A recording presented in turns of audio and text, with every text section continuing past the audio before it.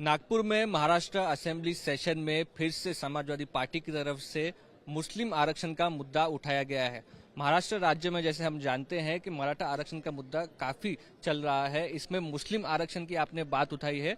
History सबको पता है, 5% आरक्षण दिया गया था कांग्रेस की गवर्नमेंट ही, हाईकोर्ट में एजुकेशन में वो पास किया गया था। वो रिजोल्यूशन अब एक्सपायर हो चुका है, फिर से एक विधि पड़ेगा। आपको क्या लगता है, ये सिर्फ राजनीतिक मुद्दा है या फिर सही में प्रैक्टिकली महाराष्ट्र में मुस्लिम आरक्षण मिलने की आपको आशंका दिखती? नहीं, ऐसा है कि मुसलमानों को बिल्कुल से अनटचेबल कर दिया गया है और जो पार्टियां मुसलमानों के वोट की दावेदार हैं वो भी खुल करके मुसलमानों के रिजर्वेशन में बात करने को तैयार नहीं है। सिर्फ मुसलमानों के बीच में जाना और बात कर देना, अनाउंस कर देना हाउस में जहां से अपना रिजर्वेशन मिलेगा, जहां मराठा समाज की बात हो रही है, उसी के साथ साथ मुसलमानों के रिजर्वेशन की बात भी होना चाहिए थी, परंतु बात करने को तैयार नहीं है। ये खुली मुसलमानों के साथ नाइंसाफी है। आवाज़ हम उठा रहे हैं और कोशिश करेंगे कि सरकार के सामने आवाज़ उठाते रहें और हमारा रिजर्वेशन मिले हमारे को।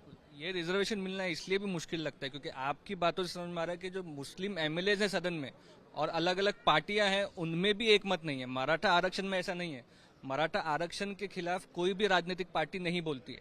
वहीं पे मुस्लिम आरक्षण में जब पार्टीज में कंसेंसस नहीं है तो मुस्लिम राज्य के कैसे एक्सपेक्ट करेंगे कि उनको आरक्षण मिलता है? नहीं, मुस्लिम समाज के अंदर जाने के बाद सारे लोग आरक्षण की बात करते हैं, मिलना चाहिए, परंतु हाउस के अंदर जो खुल करके डिमांड करना चाहिए वो दूसरे लोग नहीं कर रहे हैं। ये बिल्कुल सही है।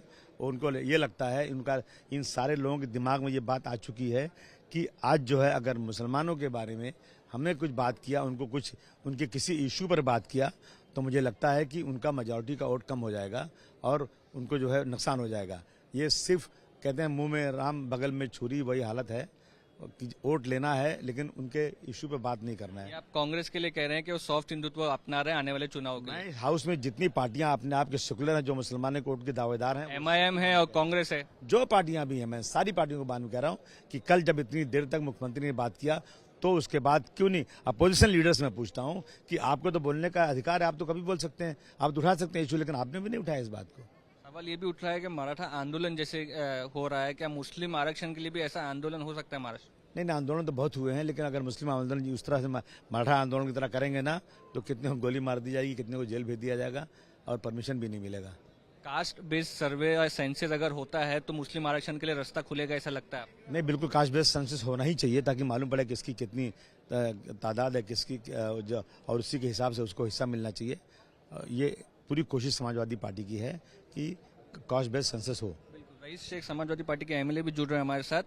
उर्दू भवन तो अप्रूव हुआ है मुंबई में, वो नहीं खुल पा रहा है, तो मराठा आरक्षण कैसे मुस्लिम आरक्षण कैसे मिले? नहीं, उर्दू भवन भी बनेगा और मराठा आरक्षण के साथ साथ मुस्लिम आरक्षण भी मिलेगा अगर सरकार इंसाफ करे तो। देखिए, मुस्लिम आरक्षण जो मिला था उसका आधार था ऐसी 50 जातियां जो मुस्लिम समाज में और पिछड़ी है। तो ये बात भी सामने आना चाहिए कि धर्म के नाम पे हम आरक्षण नहीं मांग रहे। हम जो बैकवर्ड है, जो लोग ऊपर नहीं आ सके, जो ऐसे ऐसे दुर्गम इलाकों में रह रहे हैं कि जहाँ पे खाने की भी व्यवस्था नहीं है, उन समाजों के लिए मांग रहे हैं। मुस्लिम समाज में यह जातियां है। सरकार हिंदुत्ववादी सरकार है और उसको मुसलमानों को कैसे भी करके दबाना है ताकि उनका हिंदुत्व एजेंडा चले, इसलिए आज ये दबाव हुआ है। पर महाराष्ट्र में जो आज बदलाव की लहर चल रही है, मुझे लगता है आने वाली सरकार जो है वो धर्मनिरपेक्ष होगी, तब हमारी आवाज और बुलंद करके उनको मजबूर करके हम जरूर मुसलमानों की वो जातियां, वो पिछड़े वर्ग जो बहुत बैकवर्ड हो चुके हैं, उनको हम इंसाफ जरूर दिलाएंगे। और ये बात आपको समझनी होगी कि इतना बड़ा वर्ग अगर पिछड़ा रह जाएगा तो ये महाराष्ट्र के लिए भी अच्छा नहीं है और महाराष्ट्र में इक्वल जो है डेवलपमेंट नहीं हो सकता। सरकार ये तथ्यों को दबा रही है। पिछड़े मुसलमानों की आप बात करते हैं, बीजेपी ने एक टर्म कौन किया है, पासमानदा मुस्लिम। महाराष्ट्र में क्या ऐसे मुसलमानों को बेनिफिट मिलता हुआ दिख रहा है? देखिए, पसमानदा मुसलमान जो है ना वो एक टर्म है। क्यों नहीं ये टाटा इंस्टीट्यूट को जो पिछली सरकार ने सर्वे करने के लिए कहा था उसका वर्क ऑर्डर इशू नहीं करते? अगर आपको इतना इंटरेस्ट है पसमानदा मुसलमान में तो होने दीजिए सर्वे, आने दीजिए माहिती बाहर, कास्ट सेंसस करा लीजिए।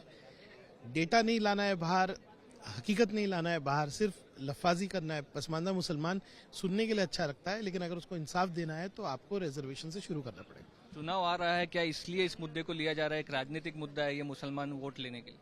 बिल्कुल नहीं, ये तो 5 साल में हर असेंबली में अबू आसिम साहब और मैं बोल रहे हैं, चुनाव क्या है इसमें? ये तो बरसों बरस से नाइंसाफी चल रही है, जब तक नाइंसाफी रहेगी तब तक आवाज उठाई जाएगी। धन्यवाद। तो आप कह सकते हैं कि महाराष्ट्र में रिजर्वेशन जो अलग अलग जाति जमातियों को देने का विषय है, वो आप कह सकते हैं कि मराठा हो, ढंगर हो, मुस्लिम हो, अब ये असेंबली में भी आप कह सकते हैं महाराष्ट्र की सवाल उठ रहा है। अब देखना ये होगा कि इस पूरे कास्ट के कॉम्प्लेक्स प्रश्न को महाराष्ट्र सरकार कैसे सुलझाती है। नागपुर में कैमरा पर्सन किरण सबकाल के साथ मुस्तफा शेख, आज तक।